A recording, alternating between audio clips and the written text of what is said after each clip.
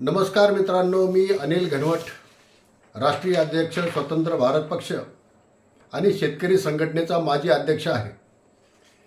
कांदा उत्पादकांसाठी एक वाईट बातमी आहे. आताच हाती आलेल्या माहितीनुसार भारताच्या ग्राहक व्यवहार मंत्रालयाचे सचिव श्री रोहित कुमार यांनी स्पष्ट केलं आहे की कांद्यावरची निर्यात बंदी उठलेली नाही आणि 31 मार्च नंतर सुद्धा कांद्यावरती निर्यात बंदी कायम राहण्याची शक्यता आहे.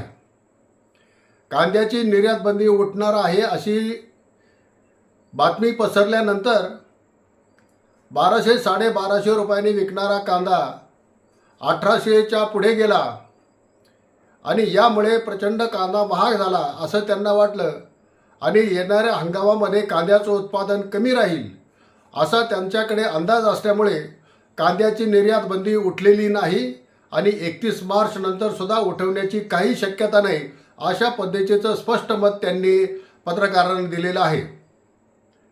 कांदा उत्पादकांनी यावरती विचार करायचा की आता नेमकं काय करायचं. कांदा उत्पादकांनी मोठ्या प्रमाणामध्ये रस्त्यावरती येऊन या निर्णयाचा विरोध करायला हवा, आपला मुरदाडपणा सोडायला हवा आणि आपली संख्येची ताकद दाखवून सरकारला हा निर्णय मागे घ्यायला भाग पाडलं पाहिजे. आणि तेवढी जर हिंमत तुमची होत नसेल रस्त्यावर उतरून आंदोलन करण्याची, तर किमान येणाऱ्या निवडणुकीमध्ये, लोकसभेच्या निवडणुकीमध्ये, विधानसभेच्या निवडणुकीमध्ये ज्या पक्षाने तुमच्या कांद्याचे भाव पाडले, तुमचे प्रपंच उद्ध्वस्त केले, तुम्हाला कर्जात बुडवलं, त्या पक्षाला तुमच्या गावातून एकही मत जाणार नाही अशा पद्धतीचं तरी काम तुम्हाला करता येते का, एवढं तुम्हाला पाहण्याची गरज आहे. भावांनो, आपल्याला राजकारण करायचं आहे तर ते आपल्या हितासाठी करावं.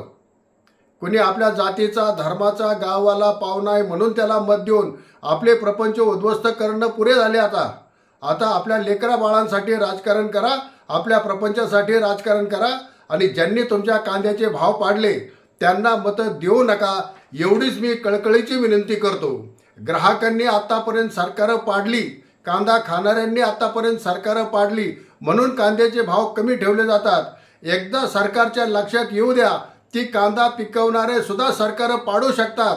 तुमच्या भागातल्या खासदार, तुमच्या भागातले भाजपाचे, त्यांच्या मित्रपक्षाचे आमदार निवडून येणार नाहीत, एवढी काळजी तुम्हाला घ्यावं लागणार आहे, एवढं आंदोलन तुम्हाला करावं लागणार आहे की कांद्याच्या भाव पाडणाऱ्याचे उमेदवार पाडा, हे तुम्हाला करावं लागते.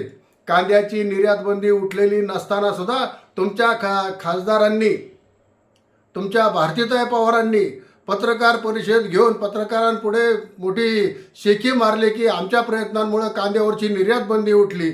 भारतीताई पवार, पाशा पटेल यांनी आम्ही कांद्याची निर्यात बंदी कशी उठवली याबाबत मोठे वक्तव्य केले, परंतु हे सगळं खोटं होतं.